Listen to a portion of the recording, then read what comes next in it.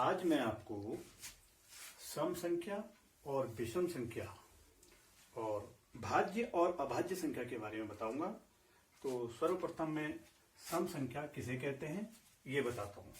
सम संख्या जिस संख्या में 2 का भाग पूरी बार जाता हो उस संख्या को सम संख्या कहते हैं। 1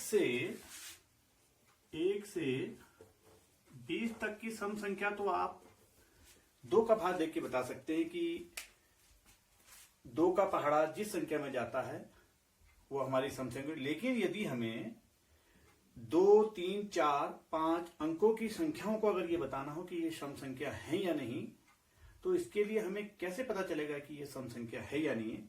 तो इसके लिए हमें कि जिस संख्या के इकाई के स्थान में 0, 2, 4, 6 और 8 आता हो वह संख्या हमारी सम संख्या होगी। उदाहरण के लिए जैसे हम 4 अंकों की कोई भी संख्या लिख देते हैं 4338। अब इसको यह सम संख्या है या नहीं है यह जानने के लिए हमें इसका इकाई का स्थान लिखना पड़ेगा। यदि इसके इकाई के स्थान में 0, 2, 4, 6, 8 में से कोई भी संख्या होगी तो वह संख्या सम कहलाई जाएगी। इसके इकाई के स्थान में 8 है तो यह संख्या सम होगी।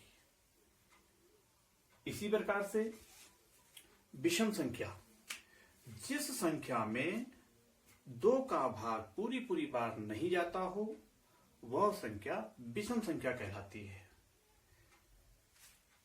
विषम संख्या के इकाई के स्थान में 1, 3, 5, 7 और 9 आता है।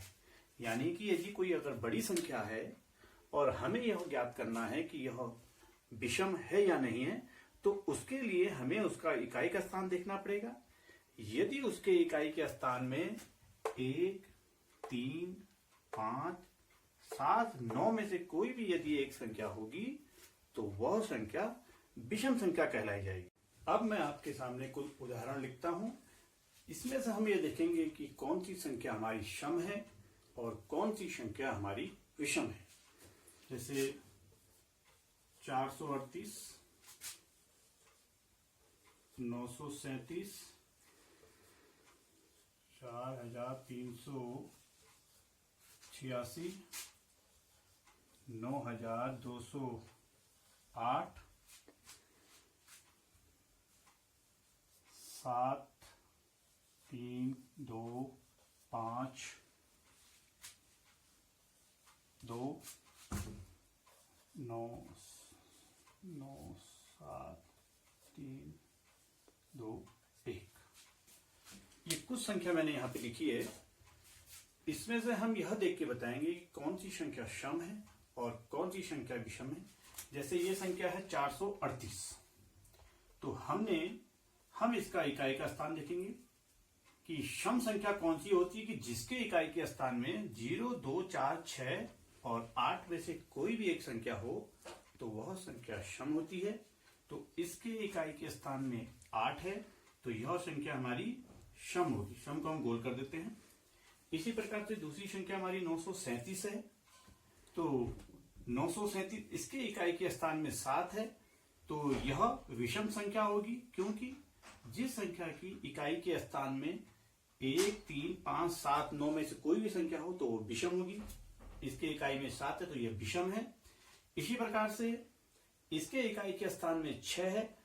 जिस संख्या के इकाई के स्थान में 6 होगा उस संख्या में 2 का भाग पूरी बार अवश्य जाएगा और जिस संख्या में 2 का भाग पूरी बार जाएगा वह संख्या सम होती है। तो यह संख्या भी हमारी सम होगी। इसी प्रकार से इसके इकाई के स्थान में 8 है तो जिसके इकाई के स्थान में 8 होगा तो वह सम होगी, यह भी सम है। इसके इकाई यह संख्या हमारी है 73,252 तो इसके इकाई का स्थान को हम देखेंगे, इकाई के स्थान में 2 है तो यह संख्या भी सम होगी। इसी प्रकार से 97,321 इसके इकाई के स्थान में 1 है, तो जिस संख्या की इकाई के स्थान में 1, 3, 5, 7, 9 में से कोई सी भी एक संख्या हो तो वह विषम संख्या होगी। तो यह हमारी विषम संख्या है। तो इस प्रकार से इकाई के स्थान को देखकर हम यह बता सकते हैं कि यह संख्या सम है या विषम है। अब मैं आपको भाज्य संख्या और अभाज्य संख्या के बारे में बताता हूं। तो सबसे पहले भाज्य संख्या कि भाज्य संख्या किसे कहते हैं। भाज्य संख्या जिस संख्या में एक और स्वयं के अतिरिक्त किसी अन्य दूसरी संख्या का भी यदि भाग जाता हो तो वह संख्या भाज्य संख्या कहलाई जाती है। उसे हम भाज्य संख्या कहते हैं। या दूसरे शब्दों में कि जिस संख्या के 2 से अधिक अपवर्तक होते हैं वह संख्या हमारी भाज्य संख्या कहलाती है। जैसे 4, 6, 8, 10, 12, 14, 16, 18, 20 ये हमारी सब भाज्य संख्या है। क्योंकि जैसे ये 4 है, 4 में 1 और स्वयं इसी संख्या 4, 1 और 4 के अलावा 4 में 2 का भी भाग पूरी बार जाता है। यानी कि 4 के 2 से अधिक अपवर्तक हैं। या इसके अपवर्तक कितने हुए? 3। यानी 3 ऐसी संख्या हैं कि जिनका भाग 4 में जाता हो तो यह संख्या हमारी भाज्य संख्या कहलाई जाएगी। इसी प्रकार से 6 है, 6 में 1 और स्वयं 6 के अलावा 3 का भी भाग पूरी बार जाता है। इसके भी अपवर्तक 2 से अधिक है तो यह संख्या भी भाज्य कहलाई जाएगी। इसी प्रकार से 8 में 1 और 8 के अतिरिक्त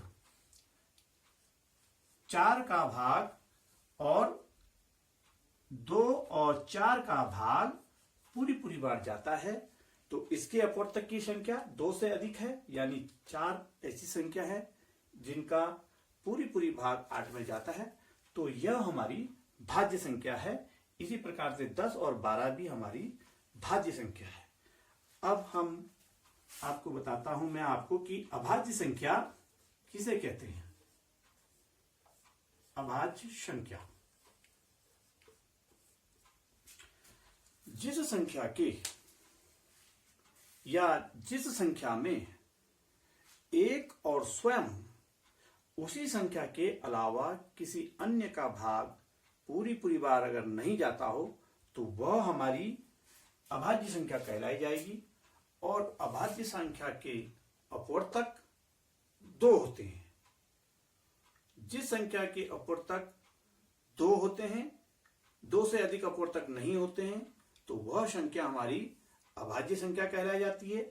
जैसे 2, 3, 5, 7, 11, 13, 17, 19 आगे कई हमारी अभाज्य संख्या है।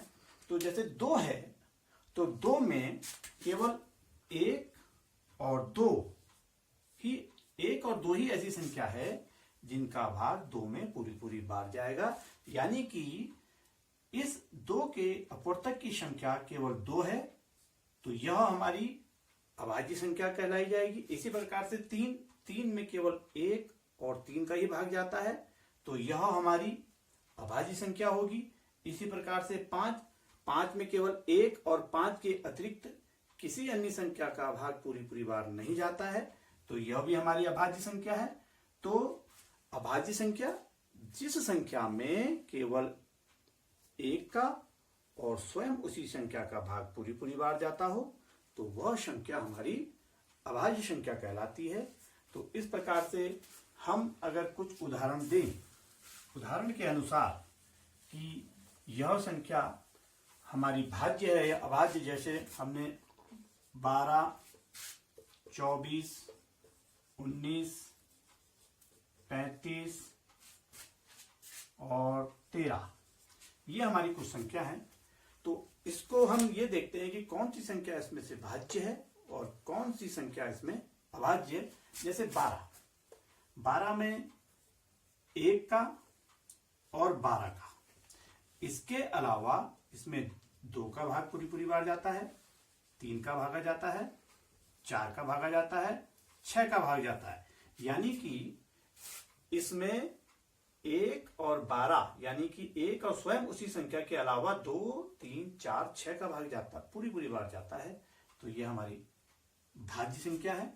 इसी प्रकार से 24 में 1 और 24 के अतिरिक्त इकाई में 4 है तो 2 का भी जाता है, 2 और 3 6 तो 3 का भी जाएगा, 4 का भी जाएगा, 6 का भी जाएगा। इसके अपवर्तक की संख्या भी 2 से अधिक है, तो यह हमारी भाज्य संख्या है। 19 में हम देखेंगे कि 19 में 1 का भाग पूरी बार जाता है और 19 का भाग पूरी बार जाता है, और 19 में इन दोनों के अतिरिक्त किसी अन्य का भाग पूरी बार नहीं जाता है, तो ये हमारी अभाज्य संख्या है। जैसे 35 में 1 और 35 के अलावा इसमें 5 का भाग जाता है पूरी बार और 7 का जाता है, तो इसके अपवर्तों की संख्या भी 2 से अधिक है, यह हमारी भाज्य संख्या। इसी प्रकार 13 में केवल 1 का और 13 के अलावा किसी अन्य संख्या का भाग पूरी बार नहीं जाता है, तो यह हमारा अभाज्य संख्या होगी। अगले वीडियो में मैं आपको विभाज्यता का नियम बताऊंगा। धन्यवाद।